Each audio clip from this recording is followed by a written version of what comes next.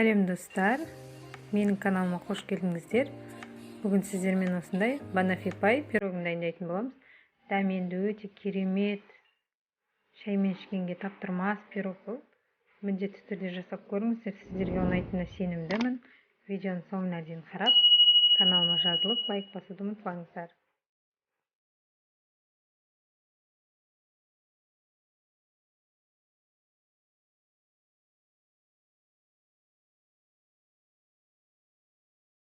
Ұнымызға разрыхителімізді және сары майымызды, шекерімізді бәрін салып араластырып, бір келкі масса болғанша илеп аламыз оңға.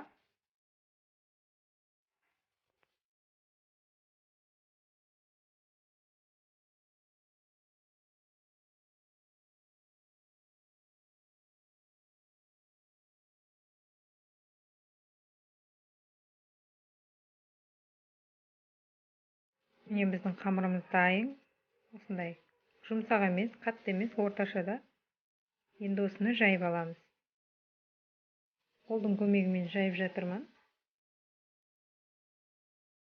Егерде оқтаудың көмегімен жаюға да болады, тез болады оқтаумен. Шет-шетін қайыра саласыздар оқтаумен жайғанда. Міне жайып болдым. Енді бокалдың көмегімен шет-шетін бұрыш-бұрыштарын шығарып аламыз. Қызып тұрған печкамызда пісіріп аламыз. Міне біздің астыңғы бөлігіміз пісті. Енді осының үстінен вареный сгущенкамызды құйып, тегістеп жайып шығамыз.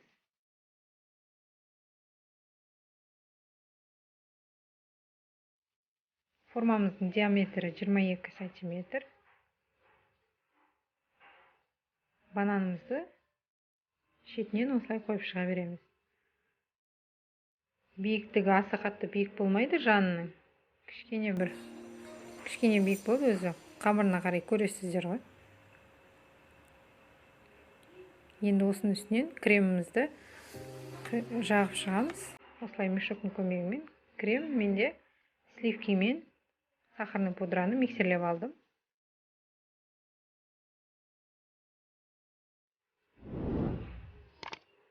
Енді осының үстінен какаоымызды себеміз.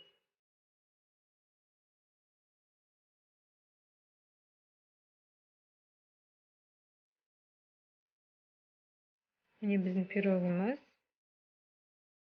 Негізі бір күнге тұру керек. Мен асығыстық жасап кесіп көрдім.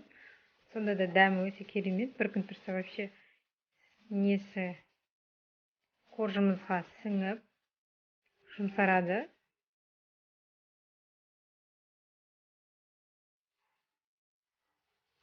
Міне осындай шықты. Дәмі өте керемет. Міндетті түрде жасап көріңіздер. Видеоның соңына дейін қарағандарыңызға рахмет. Алда бұдан да жақсы рецепттер болады.